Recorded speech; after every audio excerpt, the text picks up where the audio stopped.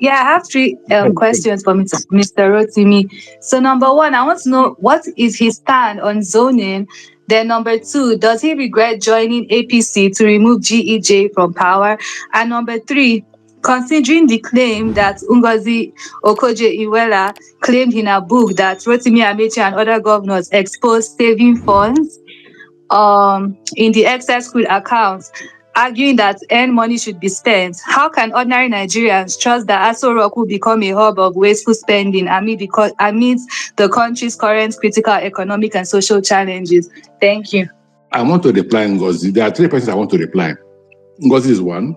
Adiza is two. Dr. Dele is the third person. In my book, I'll reply them. But let me give you a bit of information about what transpired between us and Ngozi. There was a saving about, I don't know if it was about 48 billion naira. Every time we came for a meeting, Ngozi would explain to us. Anytime we came for NEC, and that was from SS Food account, Ngozi would explain to us, that the president directed him to remove $1 billion. But that's not federal government money. Neither is it the president's money. So why are you removing the money like that? Okay, the president's directive, we ignore it. The next month, we'll come for NEC meeting, it will happen. The third month, it will happen. Then the governors protested. Give us our own share of the money from $48 billion. They were able to give us only 10 billion. And that 10 billion was shared between the federal government, the state government, and the local government. After that, what happened? Let them go tell us what happened to the money. Because they stopped calling NEC, they could stop calling NEC meeting. By the time they handed over to Buhari, they didn't hand over up to $5 billion from the excess crude account. And the president did not have the power, or does not have the power, to spend that money without NEC. But in Ngozi's watch, that happened. So what did she do? So when she said we do not want savings, it was under my chairmanship that we brought out that $1 billion to give to the Sovereign Wealth Fund. It was under, as chairman of Governors Forum, that the governors gave out $1 billion to Ngozi and to create the Sovereign Wealth Fund and appoint who she appointed as the head of the Sovereign Wealth Fund. So she's not right. But like I said, I will reply her in my own book, because she misled Nigerians. What's the second question? Because he said whether we trusted. If you believe in zoning, sir. Again, Yes, and also if he regrets joining APC to remove Goodluck Jonathan from power. I don't. You should not be praising me for trying to save Nigeria. It was a battle to save Nigeria, just like we're battling now to save Nigeria again. So I don't regret joining APC to remove Goodluck Jonathan. In fact, I hear he wants to run. What different thing will he be doing? The only thing that is bringing back our former president is, he has only 4 years to run. How is that a criterion for a presidential candidate? He has just 4 years. Who gives a damn if he has just 4 years or 8 years? Now, you ask if I believe in zoning. If it's going to bring stability in the country, yes. The answer is yes. In 2015, you campaigned to remove a president from the South. While addressing APC supporters in Calabar, Cross River State, you boldly said, Jonathan is not your brother. Mm-hmm. So I'm asking you this question in 2015. Do you still think Jonathan from the same region with you and the German is not your brother? I'm asking this question because in 2015, while campaigning for Buhari, you punctured on our fault lines as Nigerians by saying Jonathan is not your brother. So do you still think Jonathan is not your brother in 2025? Of course. The reason why I say Jonathan is not your brother is about infrastructure. Let Jonathan tell us. Please ask him this question. He wants to run again. Let him tell us one project he did in the whole of South, and I will name 2 that Buhari did. One project that Jonathan did, because if he's your brother, in fact, let me tell you what I tell people about ethnic politics. I hate ethnic politics. I hate it with all my life. But let's assume that there's something like my friend Sanusi will say. He said it can have progressive corruption. What is progressive corruption? You steal the money and you invest it in Nigeria. You build factories, you build industries, and you employ Nigeria. That's progressive corruption. But what we're having from Nigerian thieves is that they will steal the money and take it overseas, carry girlfriend and all that. Now, in the same manner, ethnicity. So if you become president, maybe you're from South or Northeast. If you can't develop the country, develop Northeast now. So when the next president comes, he knows that Northeast will be part of his problem or South will be part of his problem. So let's even assume one good thing about the South is the only region in Nigeria that there is no ethnicity. That's the only region. So if you put a South president, you can be sure that the whole country will be included in governance. So we credit that to him. So he tried. But now to your zone. I completed the road to his village. I did the water in his village now. I got the MD of NDDC. I said, no, Jonathan is our God. We must carry him with two hands. Go to the village, complete those projects. I said, I directed the MD of NDDC. She's alive. Jonathan could not do the East-West road. The road from Mbiama to Yonagua was bad. I called the girl. I said, look, Jonathan was an ex-president from South-South. Go and fix that road from Mbiama to Yonagua. So that because by the time Jonathan was president, he was flying with a helicopter. So he did not care about the road. But now, as an ex-president, if he needs to go home, he will go by road, landing in Port Harcourt at that time. That time, there was no airport in Yonagua. So if he landed in Port Harcourt, he needed to drive all the way to Yonagua by road. And he couldn't cross Mbiama until I got NDDC to fix that part of the road. Now, let me tell you this story, why I laugh at the so-called coastal road. If you do the bridge from, what is this place in Akwa Ibom? Oron, in Akwa Ibom, you do that bridge to Calabar, you have completed East-West Road. Up to nobody has done it. Why did Jonathan, as president of Nigeria, who had resources, not do it for the South people? So, young man, I will repeat it 100 times that Jonathan was not our brother. If you vote for me, if I just think I won't do that Oron bridge, I will do it. I will abandon the so-called coastal road because that's a road for stealing. If you complete the road from Calabar to Oron and fix the East-West road, it's the same thing as coastal road now. Why waste 13 trillion or is it 33 trillion naira when people are dying of hunger? My question to you, Your Excellency, is does the coalition have a gentleman agreement to have a consensus candidate without a primary?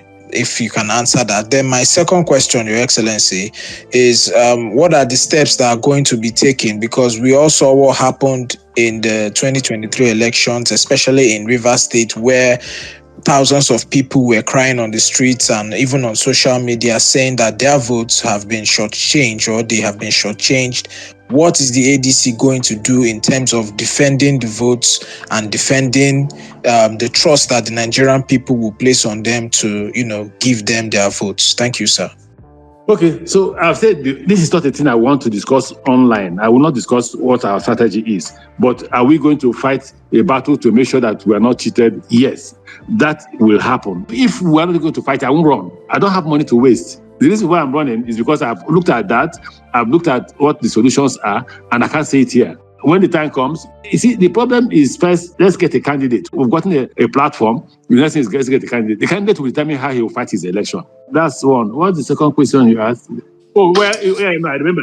Whether there's a agreement that there will be a consensus in this. We have not reached there. We have not discussed that. Maybe, let me not preempt the chairman. Maybe the chairman will call us for a conversation. If he does, I'll let you know. Thanks. You agree that the subsidies should go and that anybody that became president would have removed subsidy. But you are also chastising this government based on the effect of the removals of the subsidies. And I'm just wondering, would you have done something different? Maybe, or would you be doing something different when you become president? So that's number one. Then number two, the food crisis in Nigeria. Part of the low-hanging results, fruits that I believe is still the effect of these exports across border, not the ones that go through the A&E window, the ones across border that is not captured into Nigeria's book. And nothing is being done by it. What would be your policy or what would you do around that? Then number three, in your submission, you said you saved Nigeria in 2015. You also said that a friend of yours had told you that they thought the Buhari's administration, that's the one that came after 2015, would have been or would be the worst. Would have been the worst. But now, this administration is below terrible. So my question to you now is that, sir, where should we trust anybody or any politician at all that had been a part of all these administrations? Thank you. I don't know whether you have been in Nigeria. If I've been in Nigeria, for Christ's sake, can't you distinguish me from the rest of the world? Can we be honest in this program? Don't I, in my character and the way you see me, make a difference from the rest of the world? In fact, in Rivers State, I introduced town hall meetings where I went to every village that was part of Rivers State. And I'll go with the contractors because I awarded contracts in every village. And I will say, I paid the contractor this amount of money. This is the report he gave me. Is it true? Please kindly separate me from the rest now. I beg you. That's what I beg everybody who is contributing. If you think it's a lie, let's take up the argument. Let it be a part of the argument that I'm part of those. Key to the success of removal of oil subsidy is corruption, is stealing. If you leave that money and the dollars for the people, it will impact. You will see it. You will feel it. The reason why people are feeling hungry is because the dollars and all that are going into private pockets, and Nigerians don't care. If somebody comes and donates 1 billion, you didn't ask him what was he doing before he got the 1 billion. Hotels are being bought all over Nigeria. Houses are being built all over Nigeria. You need to ask questions. Ask the Nigerian elites, where are they getting all this money from? That's what I think. I may be wrong. So if you say, why do we have to trust you for having been in all this government? I was one of the, what were they calling us? Okay, let me, for purpose of lack of what to call it, I was part of the team A in Buhari's government. And for Christ's sake, you can see what I did. You can see the fact that I completed the Itabewari Railway, which had been there for ages. Some of the young men and women who are here were not born when that railway was started, either by Babangida or by Shagari. And I think we didn't complete with more than $100 million. That's all it needed to complete it. I completed the railway started by Goodluck Jonathan, Abuja-Kaduna Railway. What held that railway was trust. The Catholic Church didn't trust the government, so they refused to allow them use their land. When I was appointed, the first place I went to was the Catholic Church, and I approached the sisters. Do you trust me? They said yes. If you trust me, can I bulldoze this hospital tomorrow? They said yes. And I bulldozed the hospital, and by the time we finished the rail, I had given them the land they were supposed to get. I had gotten to Ministry of the Federal Capital Territory to allocate land to them. And that was the only reason why they could not complete the railway from Kaduna to Abuja. But I continue to mention that it was started and it was almost completed. It was about 80% completed by the time Goodluck left office. Please, Your Excellency, I want to know, while you were Minister of Transportation, you tried to take care of the coastal rail. I want to know what happened, because a lot of stories flying here and there. We don't know exactly what went down. As Nigerians, I think we deserve to know now that we have opportunity, to speak to you, ordinary Nigerians. I don't know if you are that frame of mind where you'll be able to explain to us, because some of us have been following you right from even before 2015, but that's a story for another day, sir. Thank you. That's just the only question I want to ask. The best that happened was that the contract was awarded to CCECC, but the volume of fund was very high, so it was difficult to raise the money anywhere in the world. The money was when I came, it was 11 billion, and I cut it down to, without any amendment to the design, I cut it down to 9.something billion dollars. But there was nowhere to raise that kind of money. We went to China. China promised us. China signed all the documents. Until today, they brought nothing. See what they approved: 700 million out of 13 billion. What would they do with $700 million out of 10.5 billion dollars? The Chinese approved only 700 million out of 10.5 billion.